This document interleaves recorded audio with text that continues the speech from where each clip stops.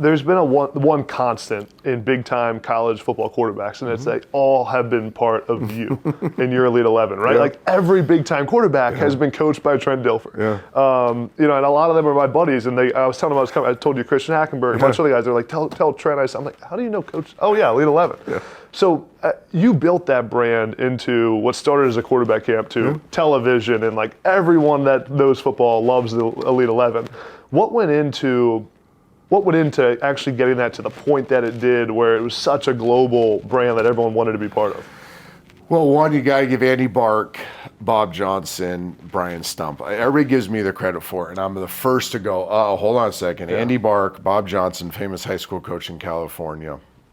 It was their brainchild. Brian Stumpf, who's still the president of student sports and still runs Elite 11, he's the brilliance behind it. It took their belief in me. Yeah. It took a lady named Joan Lynch, who no longer works in sports, but was an unbelievable lady, massive media mogul, is one of the big reasons for the 30 for 30s at ESPN.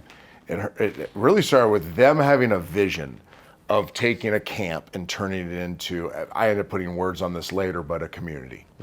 And what they needed me to do first was make it a cult. Yeah. Seriously, it had to go from camp to cult to community. Because once you make something a community with today's media presence, now it can be global, right?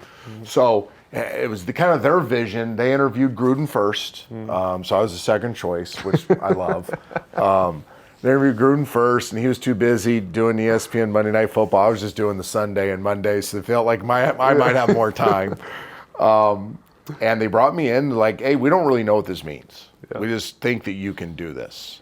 And I said, oh yeah, I can do this, because I have passion for something like this. Now, man, I was coming out of playing, I was doing TV, I was looking for a passion project in the spring, and this became the passion project. And I said, okay, it's already got a really good, it has brand value. It's had impact too. Like, it wasn't cheesy. Like, if you talk to the Breezes and the Rodgers and the Roethlisbergers and those guys that went through it as the camp, they said, yeah, it's really good. Like, it's a good thing. It's better than your typical camp. How do we make it a cult and a community? And really it just became...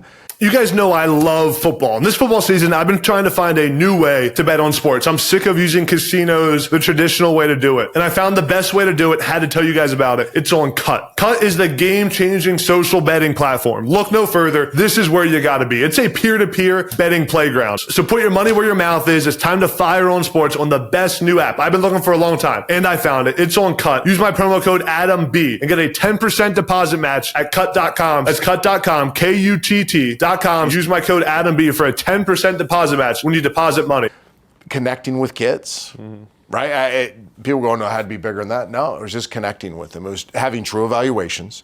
So there were years where I would watch 700 high school quarterbacks highlights, and I'd watch 50 full games. You know, once you kind of know, a highlight simply their ceiling. Like, just for you recruiting guys, you can watch a highlight, all you're really seeing is their ceiling. They're not putting it out there if there's anything bad on it, right? But then we'd go and we'd watch, okay, here's their ceiling, what's their floor? So you get that from a full game or a couple full games. But I would spend hundreds and hundreds of hours watching high school tapes. The kids, again, felt like I cared. There was a connection when we brought them into the regional camps where you really have your reach with them. It wasn't just a cattle call.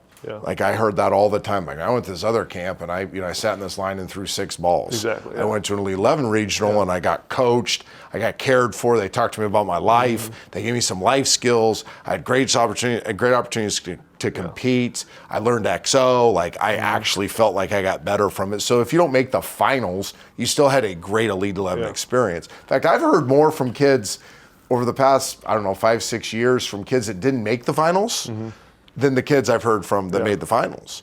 And I think that process of just connecting with kids, I'd always give a talk at every regional I went to with the parents about my journey of recruiting. So we touched on the recruiting piece because my kids were going through it.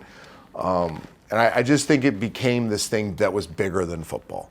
And what made Elite 11, it still makes it so good today, and I have nothing to do with Elite 11 anymore. I can't, based on compliance. I can have no touch points with Elite 11.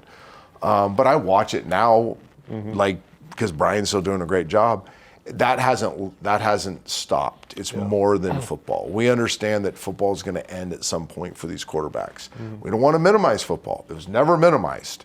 But we're like, at the same time, it's a both and. You can chase this really cool thing, Power 5 quarterback, Group 5 quarterback, NFL quarterback thing, and still be using football to make you a better person. Have better habits, make better decisions, be a better part of your community. And I think my personal belief is that's why Elite 11 is so dominant, because it stands for something more than just 5-star quarterback.